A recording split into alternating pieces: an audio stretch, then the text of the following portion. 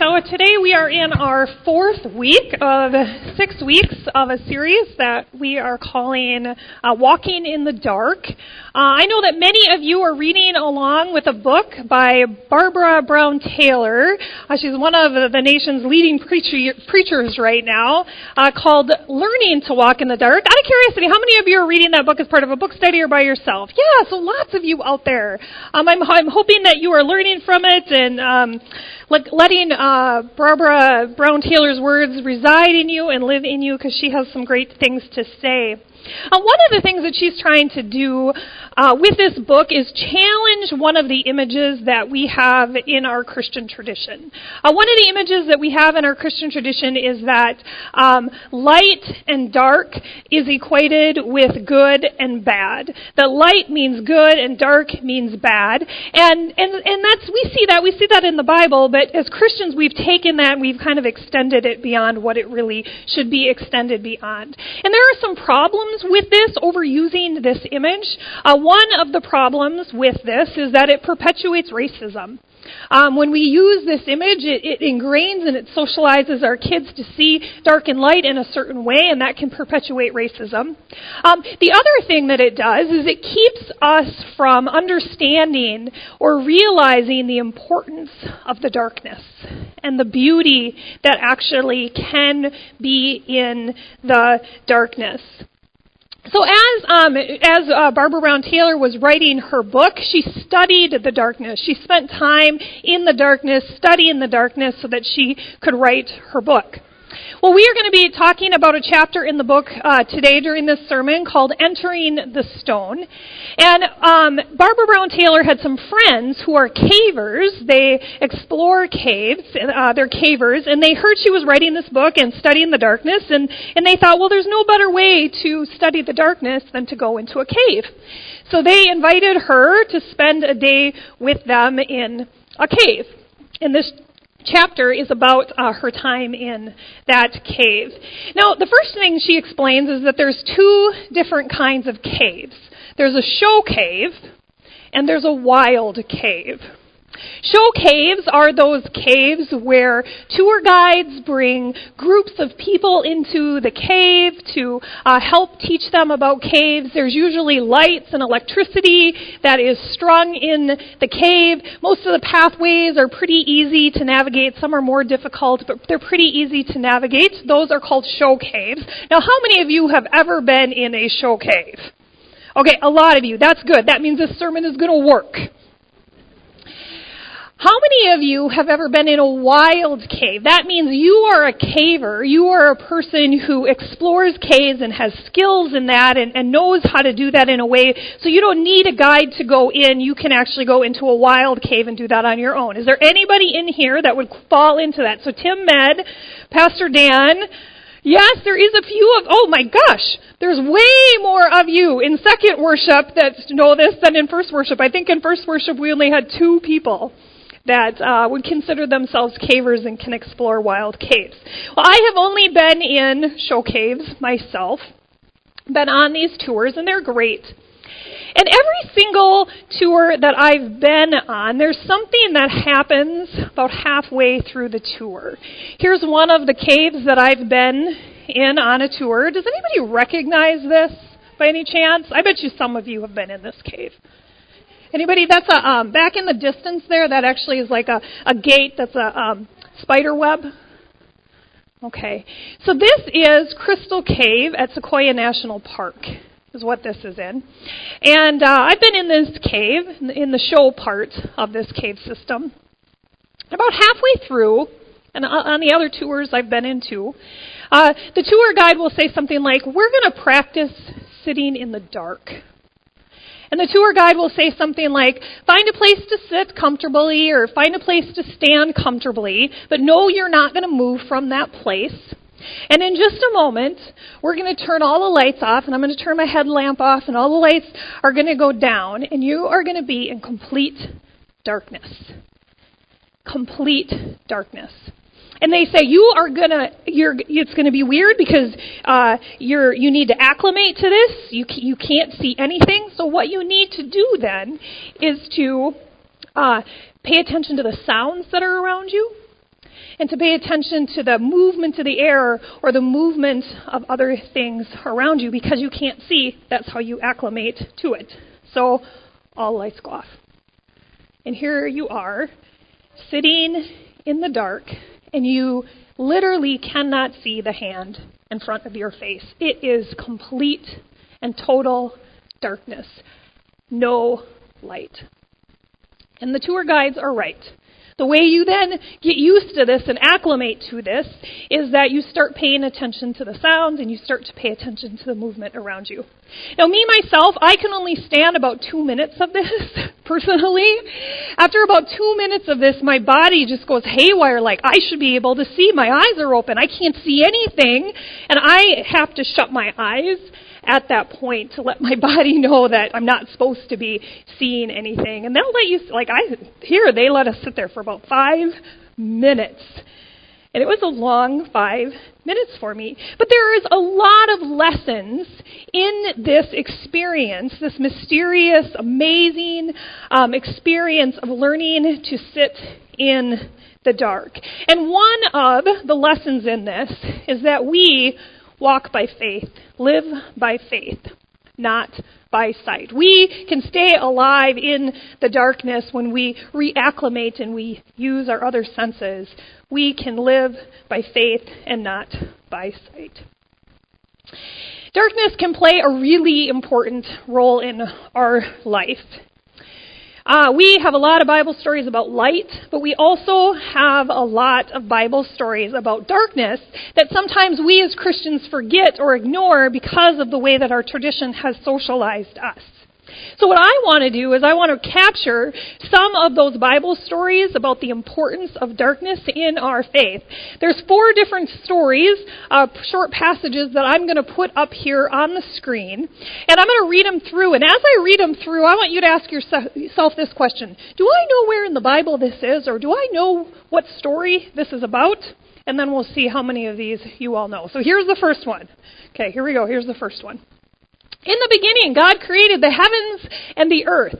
Now the earth was formless and empty. Darkness was over the surface of the deep, and the Spirit of God was hovering over the waters. If you think you know where this is in the Bible, raise your hand. Where is this in the Bible? Genesis 1. This is Genesis 1. It is our creation story. This is unbelievable. Our creation was birthed out of darkness. Our creation was birthed out of darkness. Here's another one for you. While they were there, the time came for the baby to be born, and she gave birth to her firstborn, a son. And she wrapped him in cloths and placed him in a manger because there was no guest room available for them. Raise your hand if you know what story this is. What story is this? Jesus' birth. This is the nativity story. Absolutely. Well, here's the thing. Where was Jesus born, you guys? He was placed in a manger, born in a stable, right? We know that. Well, here's how we extrapolate this as Christians. Is this one little word here, manger, this little thing gets us to Jesus was born in a barn. Because Jesus was laid in a manger, there must have been animals around, and if there was animals around, that means that it must have been a stable or a barn. Well, here's the interesting thing back at this time, is that animals were kept in a couple different places, sometimes actually right inside the house, depending on what time of year it was. There could have been mangers in the house, in a part of the house, or they were kept in bigger facilities in cave-like structures. So where was Jesus born? Possibly in a cave.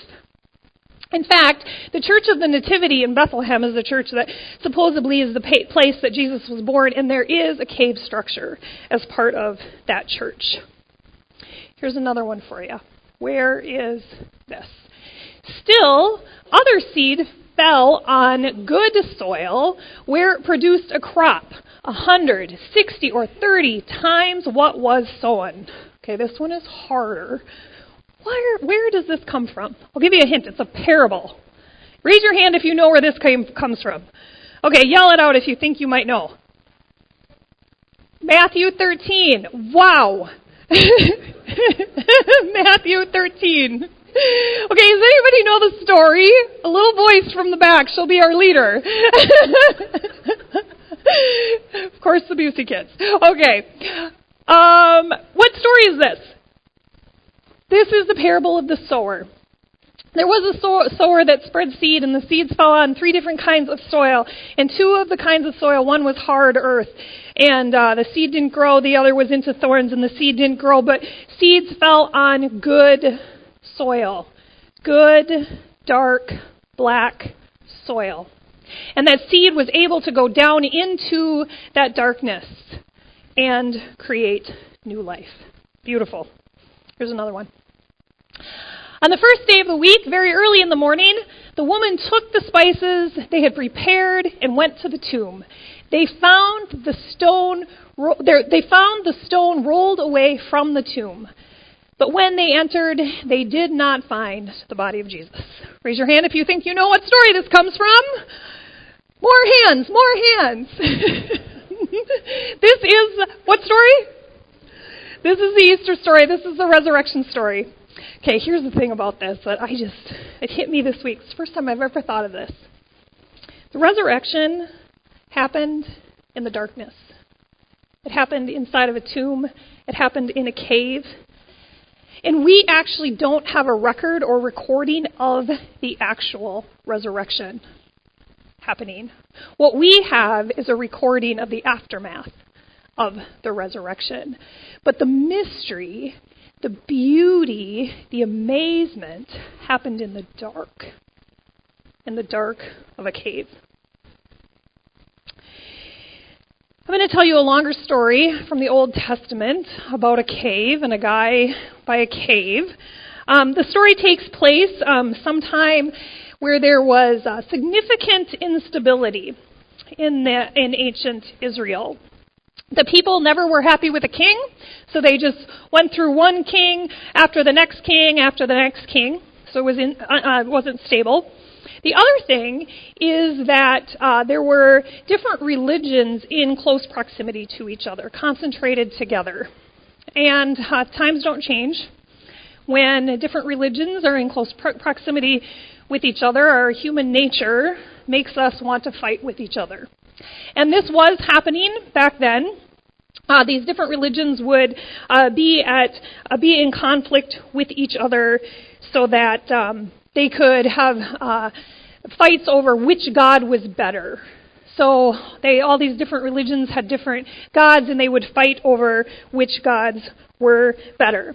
So Elijah, raise your hand if you've heard the name Elijah from the Old Testament. Good. Okay, so Elijah was a prophet, and Elijah was a faithful prophet of a God named Yahweh, which was the God of the ancient Israelite people, which by extension is our God as Christians. And what Elijah would do is Elijah would speak out against the Baal worshippers. Baal was a different god of a different people, and Elijah would speak out against Baal and these worshippers, because to the ancient Israelite people, Baal was an idol, and then the ancient Israelite people were, by extension, idol worshippers. And there was a lot of bragging about the gods and which God was the true one sovereign God, which God was the best God. And these cultures would tell these grand bragging stories about the prophets fighting each other and which prophet could kill different prophets in battle. And to our modern sensibilities, we have a really hard time with this when we hear this. Like, this is violent. This is aggressive. How could this be? It's important for us to realize that this was a different time and place, particularly for the ancient Israelite people. They were an oppressed people. These were their stories, their legends, in order for them to claim their power, so that they could have these stories for them to claim their own power. So as this story goes, Elijah defeated a bunch of Baal prophets. And the queen of the Baal worshippers was really mad about this. She was mad that this happened, and she sent out a search party to go find Elijah to kill Elijah. So Elijah is scared out of his pants, depressed and fearful and exhausted and feeling completely betrayed by Yahweh, by God. Like, here's the deal, God. I did exactly what you wanted me to do. I was being faithful to you. I was doing the right thing. Yet look at my life. Everything is falling apart, and I am on the run. I wonder if you have had times in your life where you have gotten a sense of what this is like. Where you feel like you've done the right thing, you've made the right decisions, you've done what you thought God wanted you to do, and your life still gets messed up.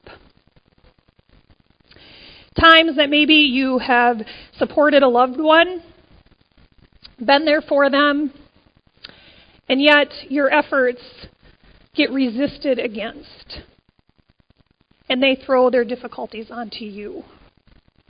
Maybe times that you have worked really hard, but your hard work has gone overlooked. For the adults, that may be in a work environment in your career where you've worked really hard and your efforts have gone overlooked. For students in the room, maybe that's a sport field or the theater. Maybe there has been times that you have spoken up about justice or tried to shine light on inequality. But people don't want to hear it, so they shut you down. Maybe there has been times that you thought you were doing what God asked of you to a personal cost to yourself, a sacrifice to yourself, but your hopes don't look like they are going to come to fruition. Maybe you know just a little bit about the situation that Elijah was in. So Elijah is on the run, and he finds himself in a desert, exhausted, tired, scared. What do you do when you are exhausted, tired, and scared? Well, Elijah took a nap. And when Elijah got up, God provided some food for him, and I think he took another nap, and maybe there was some other food. I don't know. It gets to be a long story. And then God says to Elijah, you know what? It's time to get on your way again. I want you to go up to a mountain. And Elijah finds himself by a cave.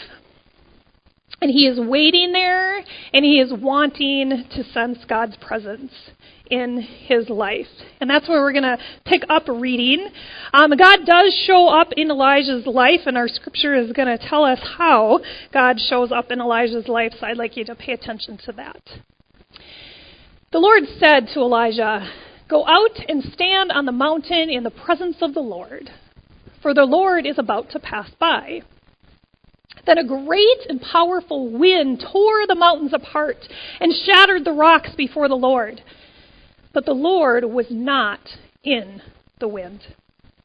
After the wind, there was an earthquake, but the Lord was not in the earthquake. After the earthquake came a fire, but the Lord was not in the fire. And after the fire came a gentle whisper. When Elijah heard it, he pulled his cloak over his face and went out and stood at the mouth of the cave. Then a voice said to him, "What are you doing here, Elijah?"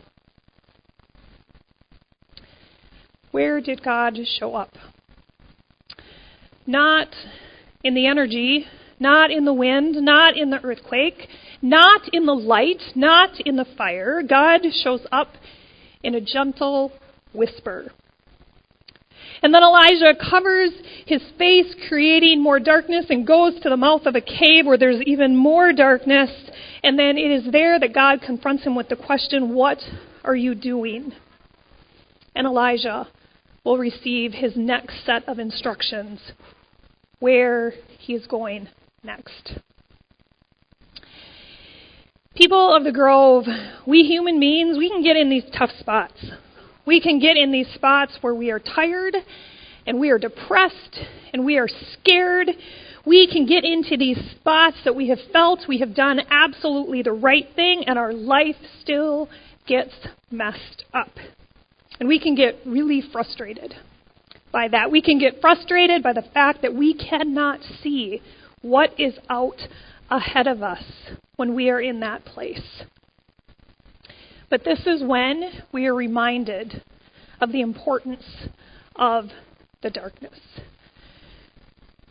We are reminded that we walk by faith, not by sight. We can be like those cavers, and we can learn to sit in that darkness, giving up on all attempts on trying to see, because we won't be able to see. It is in those places that we sit and we wait and we rest.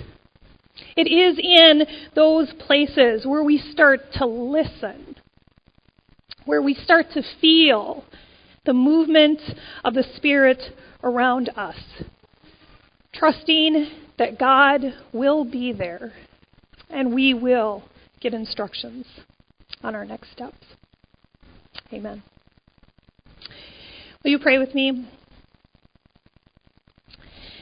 Gracious and loving God, life is full of the unexpected. We can be consumed by details and appointments and deadlines. We can get caught up in constantly trying to do the right thing. Help us to slow down, to appreciate the daily beauty of life, to embrace the unexpected, and wait for the new experiences and opportunities. We know that new life starts in the dark, and that newness is all around us if we look for it. Seeds in the soil waiting to grow, a baby in a mother's womb, and Jesus in a tomb. Amen.